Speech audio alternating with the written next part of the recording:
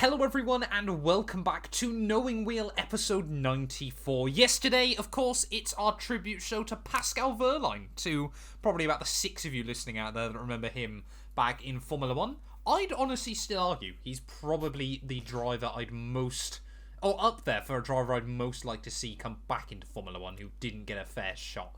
I think it's That's got to be the record but for the fastest tangent in this podcast. That is insane that you've managed to rant about Wehrlein already 5 seconds in. Well, I haven't even introduced you yet. No. But you're just butting in there, apparently. But I want Pascal Wehrlein back in Formula 1. I think he deserves a shot.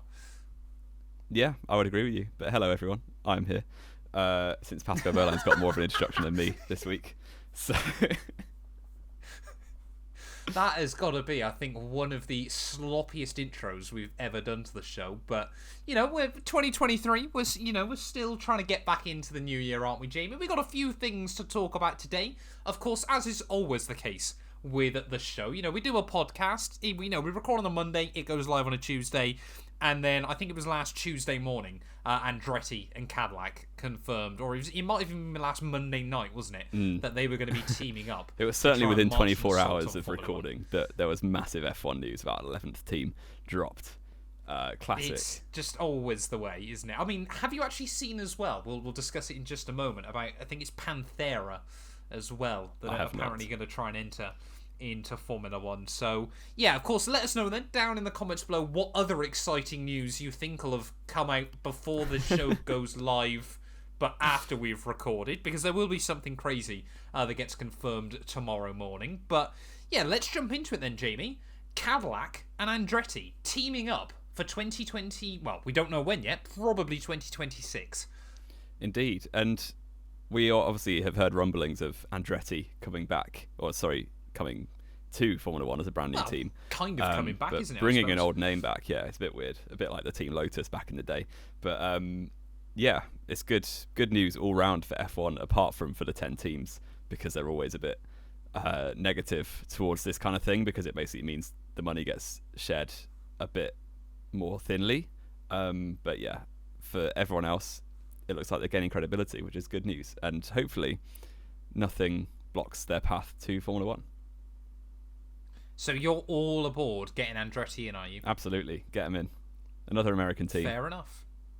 We could do with another one, could we? I mean, this is the thing, isn't it? And I know we've spoke about it before, but it amazes me still that Haas don't completely just go all out American in Formula 1, especially with how much the sport... It feels like they're missing out on a huge marketing opportunity by not just doing that. Especially with how... It's like they're ready-made to be that team, with Gunther Steiner at the helm, like the colour schemes. Gunther Steiner, the famous American. No, I know he's not American, Italian. but the whole attitude of the team seems to be like traditionally American, which hopefully isn't a stereotype that I shouldn't have said. But I can't work out what stereotype you're trying to make. It's like super brash, like here we are, we're gonna beat everyone with like no... like just brute force. I don't know where I'm going with this, but when you think of a typical like traditional Americanism, Haas could fully go for it with like Logan Sargent, the other one, who's the New Garden. Oh, what? Or is he still around? Okay, fair enough. He's still around, yeah. Bring back Scott Speed, I say. Scott Speed, bring him back. Yeah, it could be massive for Haas, but I guess that maybe is one team that is a bit annoyed about Andretti coming in, because their American market, or their like stranglehold on the American market, might be loosened a little bit by a second team, and also by Logan Sargent being in the sport as well. They have a few more choices than just to go for the one American team there is. Yeah, and I mean, obviously, we've tried to speak about Andretti there and immediately have gone back to Haas. Yeah. But from their perspective, of course, they might... Oh, no, they've already said, haven't they? They want to try and get an American driver in. Whether, that would be a Logan Sargent or a Colton Herta or a Joseph Newgarden, like you said, we would have to wait and see. But, yeah, it's strange, isn't it, of course? Because as fans, we want... I mean, in the perfect world, Jamie, how many teams would you have on a Formula 1 grid? I think... basically between 10 and 12 is the ideal. I think you obviously F1 back in the day had like no regulation of how many teams could be in F1, so you'd have all the like pre-qualifying and all of that rubbish, and you had to be within a certain, it was 107%, wasn't it, to qualify for the race. And yeah, you could have, I don't know, anywhere like up to 35, 40 cars, like talking about 60s and 70s. And it wasn't good for the sport overall, because it just wasn't high caliber teams and drivers, and yeah, it kind of dampened the essence of the sport. But since, I don't know, the early 90s, I would say, like when the teams got a bit more serious and you kind of got rid of all the dross, apart from Andrea Moda for a bit. But since, I mean, the 80s and 90s were the worst Yeah, generation true. for just Yeah. having absolute garbage you show kind up. of have like one or maybe two. Obviously, we had the three teams at once in the 2010s, early 2010s, but it's mostly two that are kind of a bit cut adrift, which is a shame. But the more teams you add, the more likely you are to get like 3 or 4 or 5 teams that are just cut adrift, which is not what you want at all. So I think, yeah, No, 10 to 12 is no. kind of the happy medium. Yeah. Yeah, and of course, you know, we've still got this maximum, haven't we, of 13 teams, 26 cars on a Formula One grid. And, you know, Formula One has really tried to steer away. I think, you know, they're so against having, you know, a HRT back in Formula One, or, you know, a Caterham or a Manor Marussia to a certain degree as well. So, you know, that $200 million that you have to put forward to Formula One, you know, of course, some of that does get paid out to the current teams as well, which I think, you know, softens and sweetens the deal slightly. But it is just the other things, isn't it? You know, we sort of talk about the prize pot. You know, this is why none of the other teams want a new team in Formula One. It's for two big reasons, isn't it? One, the prize pot gets diluted because you're sharing it out between 11 rather than 10. And two, I think there's still some big genuine fear between, you know, the likes of Mercedes, Red Bull, Ferrari, that Andretti could pretty quickly be the real deal. Yeah, and it's all well and good. The likes of Mercedes have always been typical of saying this kind of thing, and Red Bull in the last year as well. They're always saying, oh, we want more competition. It's great if Ferrari and Alpine and McLaren can be up there. But then as soon as a genuine threat comes at them that they have some doubt if they could beat, they're like, no, we don't want them anymore. Ultimately, they want to win, and competition is not what they want. So, yeah, if Andretti do come in and suddenly Mercedes, Red Bull think they're going to be good and good enough to start battling at the front, that's a bad sign, obviously, and they will want to put a stop to that.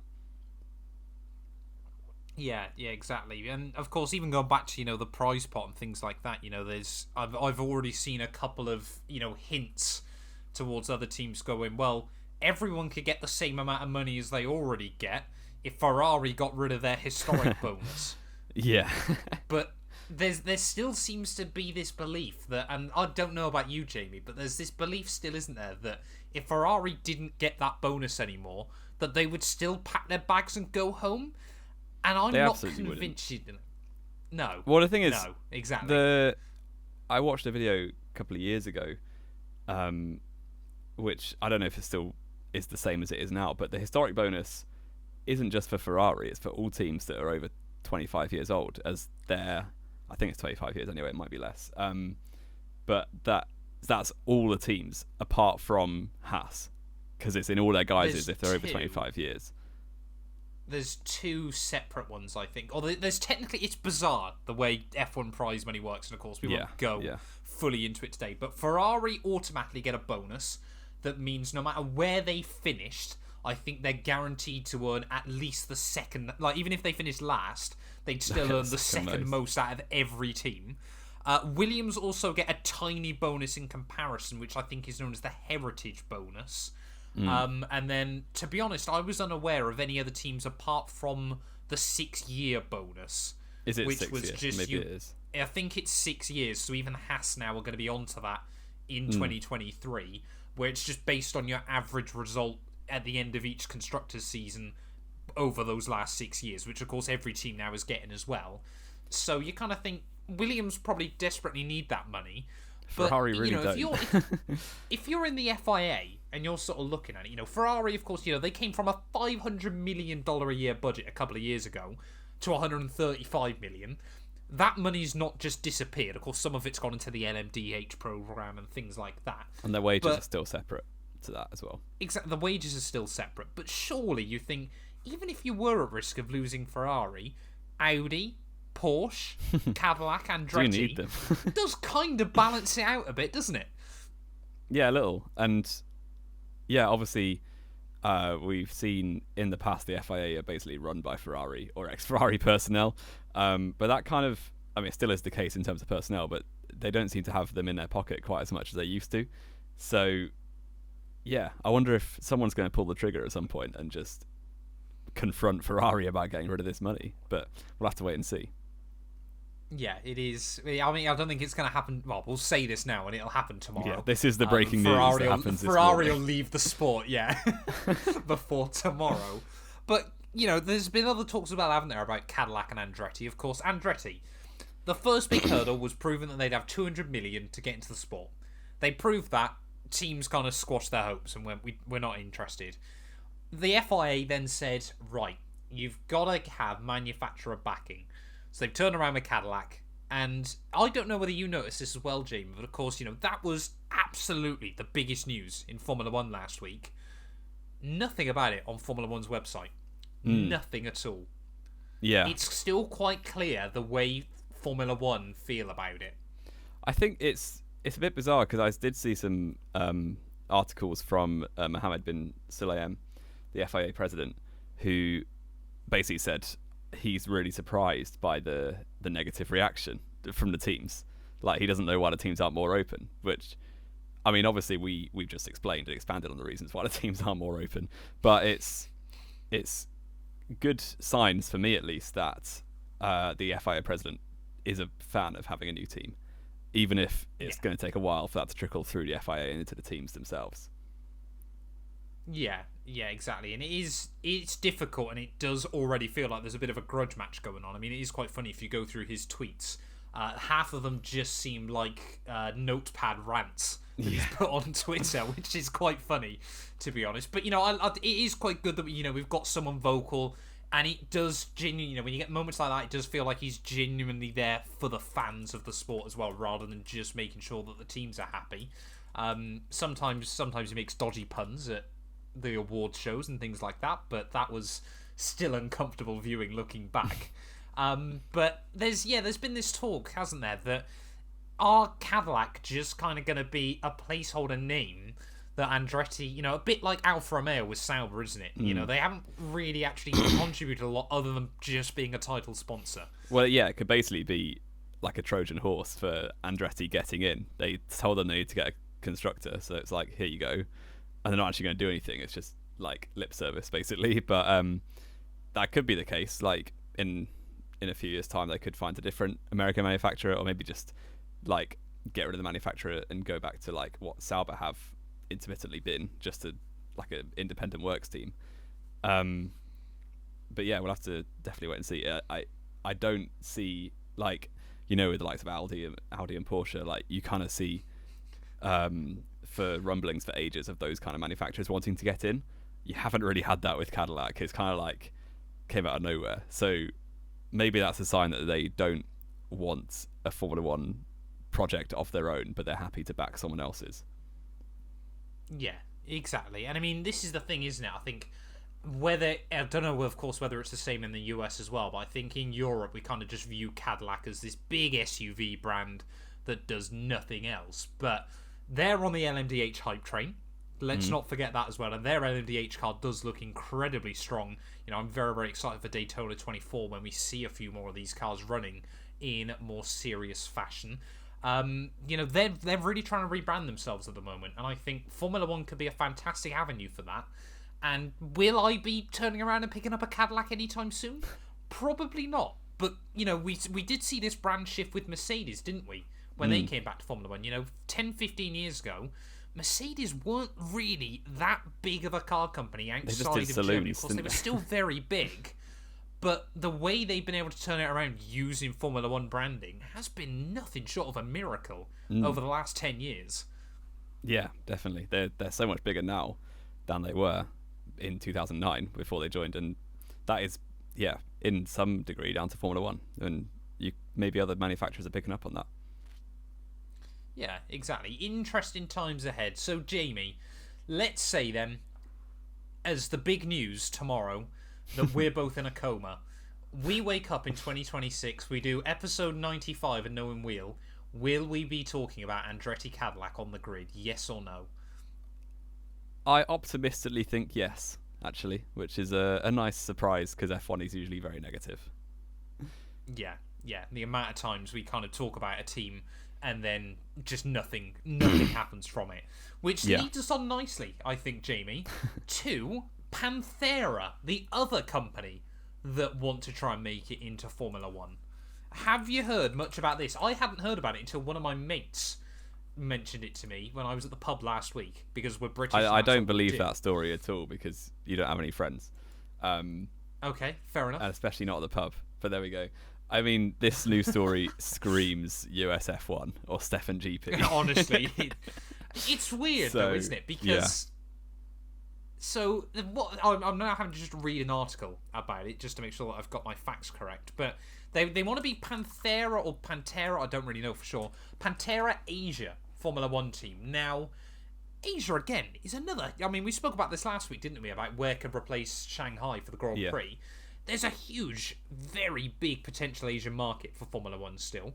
You know, if we get a proper all-out American Formula One team, why don't we also get a proper all-out Asian Formula One team? Yeah, it's definitely a market that F1 want to, like, it makes sense to try and pursue because it's huge. There's billions of people that are basically untapped potential in terms of Formula One, other than a few countries where obviously F1 went decades ago. But it would definitely be a big opportunity, and it would be something in the interest of the FIA and Formula One generally to expand in that area. And they've been doing so with drivers. Obviously, we've got the likes of Joe as the first Chinese driver, Tsunoda. Obviously, Japan's had quite a heritage with like the likes of Kobayashi and Nakajima, Satoru, and people like that. So, yeah, I think it's definitely an opportunity they would try and do, but I think they've got to wait for the right time, and maybe a completely independent team with not much credibility is not the right time.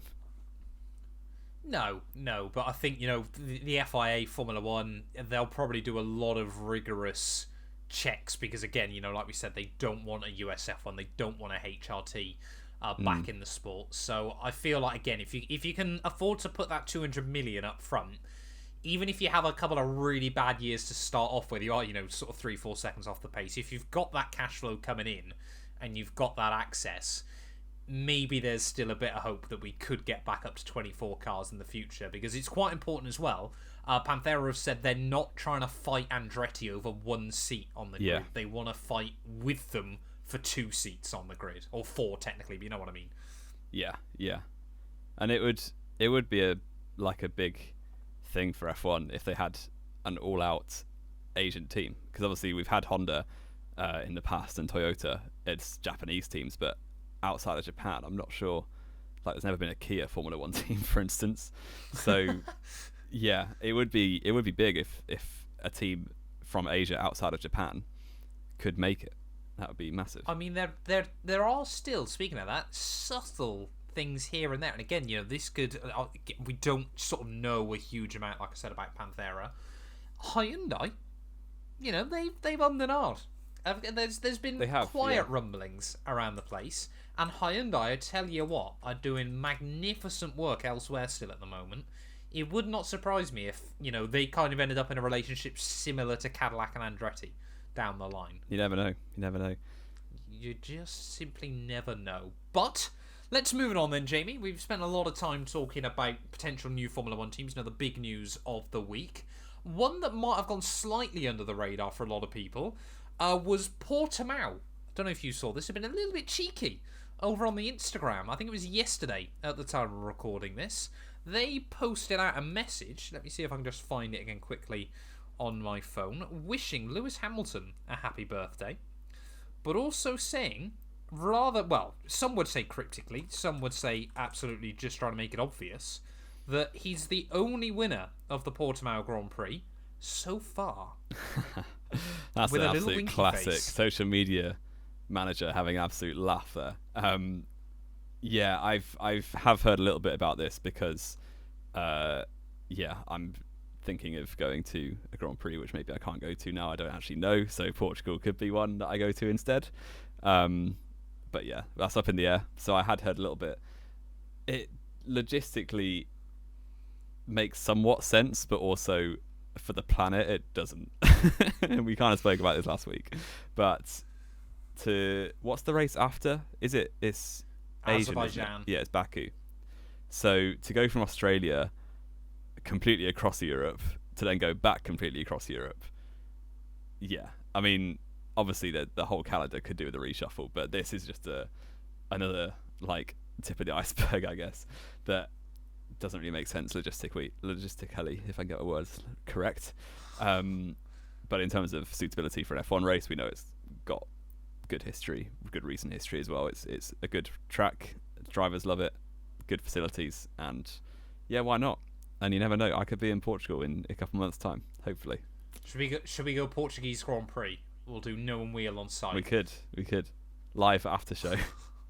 We will. Yeah, we'll do a live show as the race is going on. Yeah. But yeah, I think if I was a betting man now, though, I'd be putting my money on Portimao. You know, again, there's still this thing, isn't there, about how China still want to host a Grand Prix next year because COVID rules are constantly changing. So Formula One's kind of been backed into a corner where they either try and get a race to replace it, or you try and work out a way that you get a race that was later on in the year to fill that gap, that Shanghai could then potentially fill that race's slot. But then you'd have to try and then get Portimao to potentially fit that race if Shanghai still can't host. So it's all a bit complicated, but at the end of the day, you don't go up against the CCP. It is a bit of a logistical nightmare. And China just crazy. Still, I think it's a good sign they're still in a race, because for a while we kind of thought they were on their way out. And I hope for F1's sake and for the Chinese fans' sake that they are able to run a race again in the future, whether it's 2023 or beyond. We'll have to wait and see. Yeah, exactly. And especially with Zhou Guanyu on the grid, it feels like there's even bigger of a reason at the moment to try and really push for one once again. Talking about other things though, Jamie, we've got 2 more car reveals, or car reveal dates even, to go through. They are McLaren and Alpine. Now, of course, McLaren I'm pretty certain is going to be confirmed at the MTC like it is basically every year. But Alpine, they've confirmed their car reveals going down in London, which was quite a surprise, at least to me.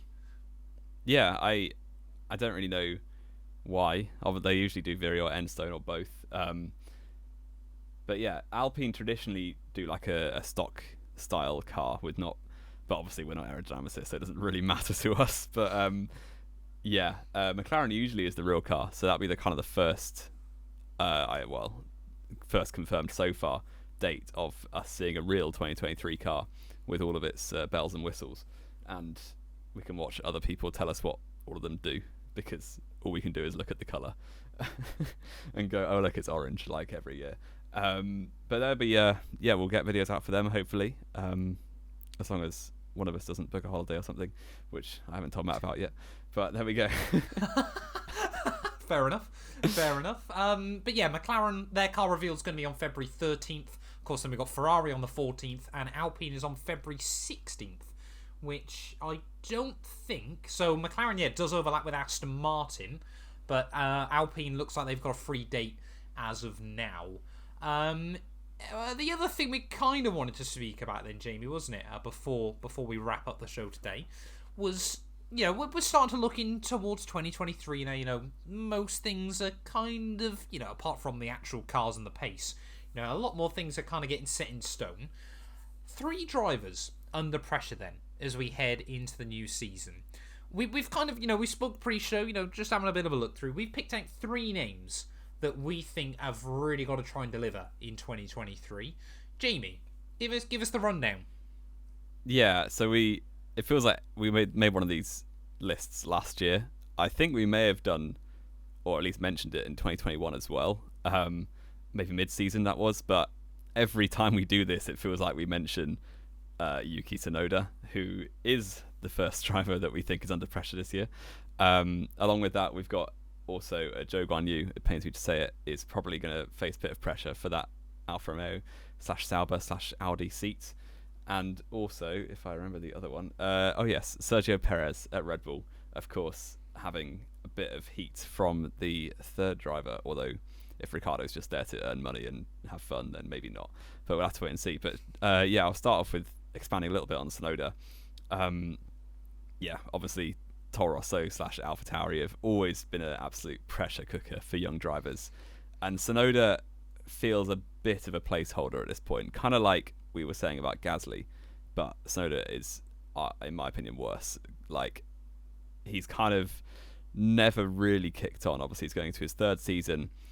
Traditionally, Toro Rosso / AlphaTauri drivers get 3 years to develop, and if he doesn't deliver this year, I think it could be curtains for him, sadly, because yeah, it's been a while and they're a very impatient team. Helmut Marko is a tough operator to work under, so hopefully for Yuki's sake he's able to pick it up and really kind of put De Vries in the shade, which is what he could.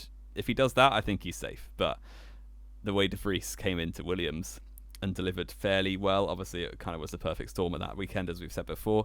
But if Tsunoda loses to De Vries, I reckon Red Bull / Helmut Marko will kind of be like, why are we messing around with this guy? And they've obviously got Liam Lawson, etc. coming.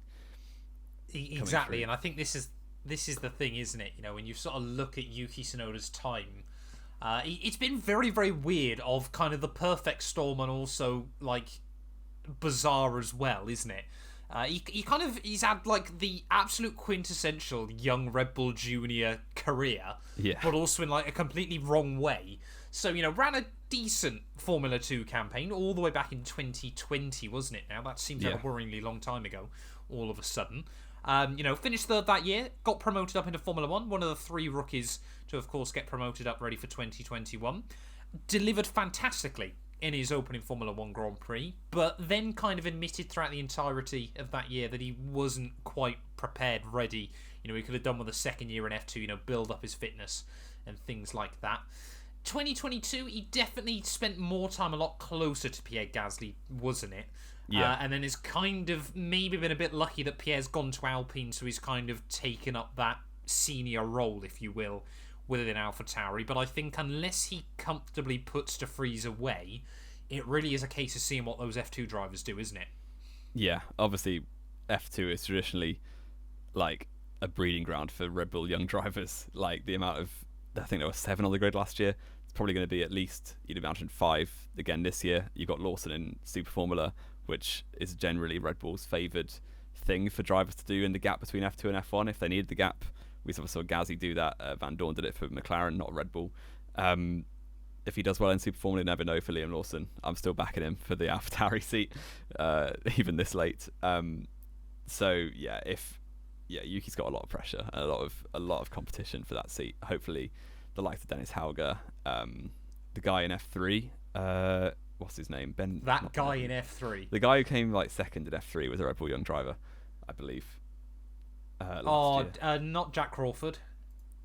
The Zach Crawford, you mean? No, it is Jack. It is Jack, thank you. F3 2022.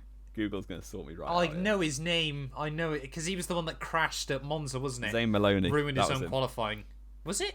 Oh, no, that was not. Isaac Hadjar, the Red Bull one. Yes. Zane Maloney has got moved up to F2, but I can't remember who he's with. Yes. Yeah. I think there's definitely a lot of pressure, isn't there? Maloney now is Red Bull, yes. He wasn't at the time. Yeah. That's where I was getting a bit muddled up there. But yeah, I think Yuki's got a lot of pressure coming from the junior formulas and, like you said, Super Formula as well. I loved it as well. I saw a fantastic thing a couple of days ago talking about how funny it is that Pierre Gasly and Yuki Tsunoda, which one you'd guess has raced in Japanese Super Formula. Yeah. It's quite funny when you think about it as well. But yeah, like obviously Jamie briefly mentioned, though, Zhou Guanyu is our second driver we feel is going to be under pressure during 2023. You know, like Jamie's obviously spoke high praises of him throughout the entirety of last year, and certainly, you know, he definitely did kick on a lot better than I think a lot of people, you know, even at the start of the year, myself included, I will openly admit, Zhou Guanyu did a lot better than I thought he would. Eat that humble pie, live on camera. Jamie's going to have that clipped everywhere. But it still doesn't feel like he's home and dry yet, though, does it? As we move into 2023. Not quite. He's got to prove himself again, Bottas, once more, because there is still a feisty Frenchman who I think is, again, racing in F2 next year, aren't they? I believe Teo Porcher is indeed going into his third season in F2, but is still only 19 years old, which is pretty crazy. And obviously Sauber Jr. Yeah. Yes, yeah. And I think, Teo Porcher had such an unlucky season last year in F2. Came runner-up, but obviously was trounced by Drogovic, but certainly shouldn't have been trounced by Drogovic. Whether it would be safe to say he lost the title due to reliability, I think might be a bit too high praise. But he certainly should have been in the championship fight. Drogovic shouldn't have been able to walk away with it with a round to go. And F2's all about momentum as well. And his momentum was screwed many times by reliability. Yeah, exactly. But yeah, Zhou Guanyu, I think, is again going to have to be looking over his shoulder towards the lower formulas. But like Jamie said, though, Sergio Perez might have to be looking over his shoulder within the Red Bull team, which is quite rare, isn't it, nowadays? We don't often think about third drivers being the threats anymore. Yeah, obviously Daniel Ricciardo was kind of shuffled out of McLaren in quite, I thought the word magnanimous. I'm going to say that's a word. I'm not sure if it is. Magnanimous, that's the word. Fashion. Thank you, Matt, for that one. But yeah, he's obviously gone to Red Bull as that third driver. Rather than reserve, because Liam Lawson is still the reserve driver, Ricciardo is just the third driver, which means he gets to do show days and do donuts in Paris and stuff like that.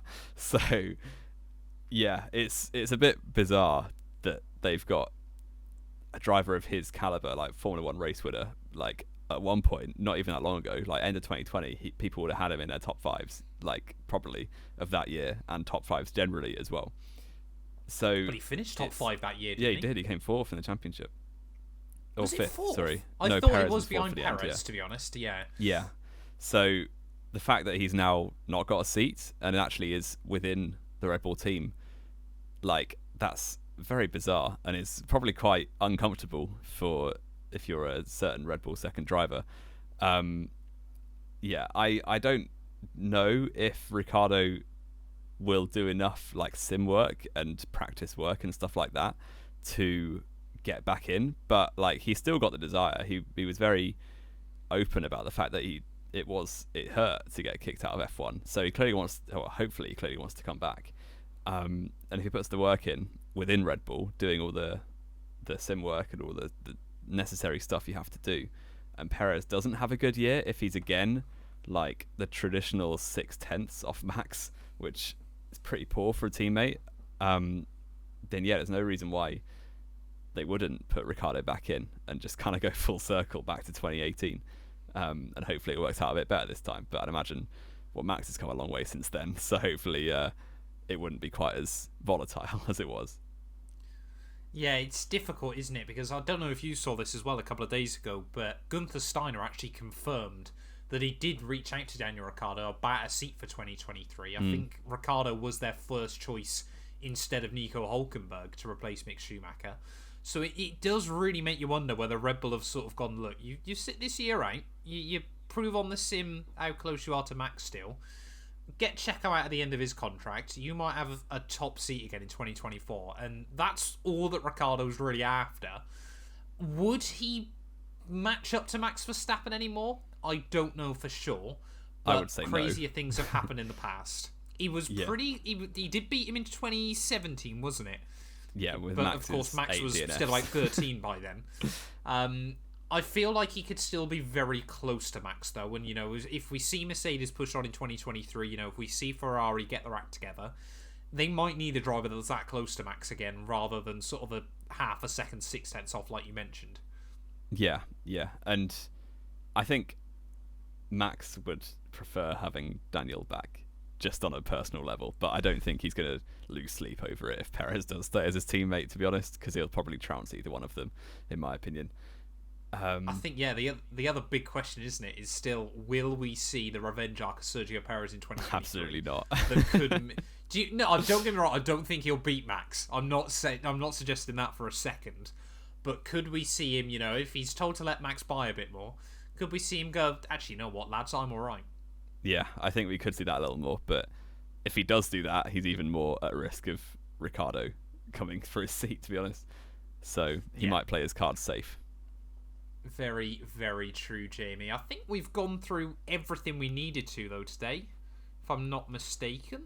I believe we have. So, final question then, Jamie, to round out the show. Red Bull's 2024 lineup is going to be Max Verstappen and... Checo Perez. Oh, okay. That was not genuinely the response I was expecting. Yeah, I was tempted to go Ricciardo, but that will come back to bite me in a clip somewhere on YouTube. I'm going to say Ricciardo. I'm going to go out there now. But yeah, thank you all, as always, so much for listening. If you have enjoyed, please do make sure to leave a like, get yourself subscribed. If you're watching this on YouTube as well, please do click the links down in the description. Check out our other social media pages. We're trying to do more and more various things with Noah and Wheel as we head into the 2023 season. For those of you that have followed on Instagram, Twitter, TikTok, it has been greatly appreciated so far. There's going to be a lot of cool stuff coming out over the course of the year. But thank you all so much for listening, as always, and we will be back next week with episode 95. We're getting closer and closer, Jamie, to that 100th episode. It's going to be quite a special one.